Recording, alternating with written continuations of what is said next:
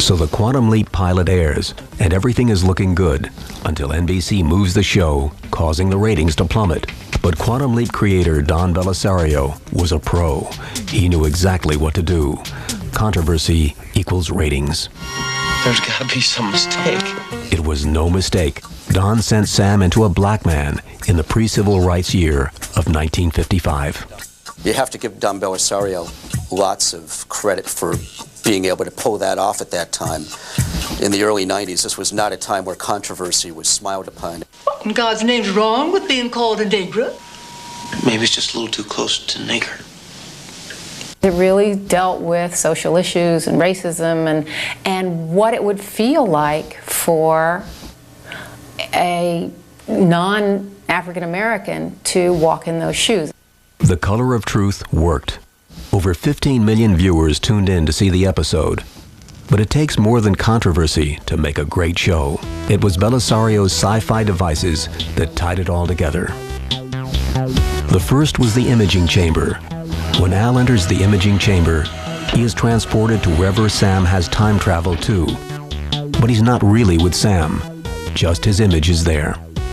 Al was supposed to have images live connect to where Sam had leapt so that he could project himself in as a hologram. How? Who the hell knows? Sam leaps into different people from different time periods. But when Sam leaps into a person, where does that person go?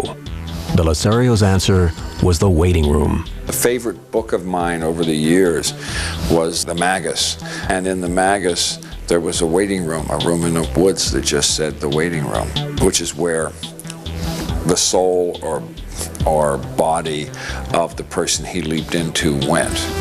Time travel can often be confusing. So Belisario invented Ziggy, a massive talking supercomputer that figured out why, where, and when Sam leaped. So Sam is in the past, and Al is in the imaging chamber.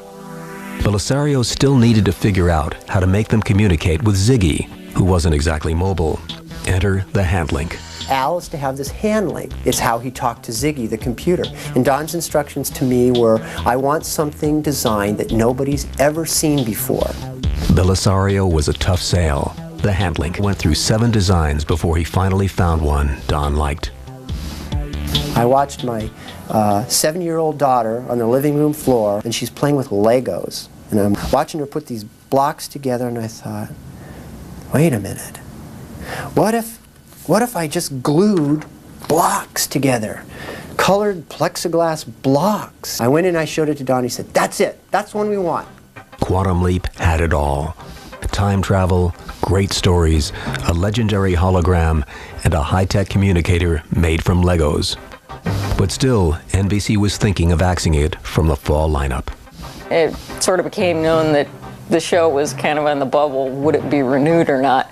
And so everybody started writing letters to the networks. And they had such a response from the fans that they second thought it. It's one of those great times when fan letters and fan mail really did impress the network. In fact, NBC was so impressed with the response that they picked up Quantum Leap and gave it a home on Wednesday nights at 10. It was a perfect time for Don to spread his wings and show them what Quantum could do. The second season, the show really started to hit its stride and expand into all kinds of areas. I've been pregnant. I've been a trapeze artist. I've been an American Indian taking his grandfather to die in the burial grounds. I've been an understudy in a road company of La Mancha. I've leaped home. I've played football, basketball, been 6 or 7 different black people. I've been Jewish. Wow. I've been many, many things.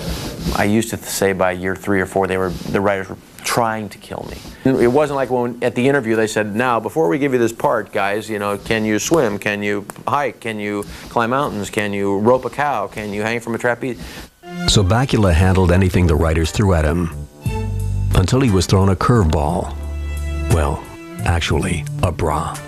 If you ever watch the show very closely, you'll notice that Scott never wore falsies as a woman, and he never wore wigs, because the premise was that he was leaping into a woman's body, and if the woman had hair, she never wore wigs, and if she had breasts, she never wore falsies. Scott was a little afraid of it at first in some ways. Then he got to like it, and then he grew tired of wearing those high-heel shoes. This is Scott's famous Quanta Lagusa gown, Carmen Miranda dress that he wore when he sang with Dean in Miss Deep South. And Scott was kind of thick through here for a girl, and so to really establish the fact that he wasn't, we even gave him golden balls. Okay, Scott's gold balls are funny, but Belisario knew the importance of balancing the comedy with drama. So he used these episodes to tackle important issues like rape, sexual harassment, and teenage pregnancy. We tried to make every episode really deal with a theme, whether it was civil rights or whatever, women's rights or whatever it might be, prejudice, and it was a very conscious thing. It was like, how can we find something to deal with? We touched the human emotion. Our shows always had an emotional core. Quantum Leap always had a heart. So Scott's in drag, the fans are hooked, and the show's found a home. Time to turn it up a notch. Like his own marriage, Don decides to explore interracial relationships in the episode Black on White on Fire. Sam left into a young black doctor, medical student, and in love with a white girl. Not only were they in love, they were caught in the middle of the Watts riots. And they were, in love with each other and kissing each other. The fact that Scott Bakula is Caucasian, kissing another Caucasian person wasn't enough because of what the show portrayed, in the sense that when he looked in the mirror, he was a young black doctor. A black guy kissing a white girl. No big deal, right? Wrong. The network and sponsors freaked. I remember very specifically we had to go into the network and fight with standards and practices about this kissing scene. And we had sponsors pull, and if I'm not mistaken, a couple of places in the South didn't air the show. Not only that, it appears it was somewhat prophetic. Nearly 30 years after the Watts riots, and less than 1 year after the episode aired, LA again breaks out into a race-related riot. But not even a riot could stop Quantum Leap's controversial storylines. In Running for Honor, Sam leaps into a track star in a Navy college and must stop his gay ex-roommate from being murdered by a group of bigoted cadets. That was an issue that at that time wasn't being done on television. Advertisers threatened to pull out of that show. What? I don't ever remember seeing you cross your legs that way before. Remember, this is 1991, pre-Ellen and pre-Will and Grace. Belisario was definitely rocking the boat, but the fans were watching Don's back and flooded NBC with mail. Despite the naysayers, over 17 million people watch Running for Honor. I'm a relatively liberal person in terms of how I deal with other people and how I feel about people's rights to be who they want to be and do what they want to do, as long as they don't, it doesn't hurt somebody else. But this just constantly reinforced those feelings. So Don didn't shy away from controversy. He went right at it. But even the best flag wavers need a good laugh once in a while. Or maybe a good scare. The Boogeyman episode had both. In the episode, there was a goat who was supposed to be like a symbol for the devil. So we go on the location, Scott. We're walking around, do-de-do-do-do. One of the location guys goes, I just talked to the owner. You know what he told me about this place? And we go, no, what? And he goes, it's haunted. We go, no. And he goes, oh, yeah.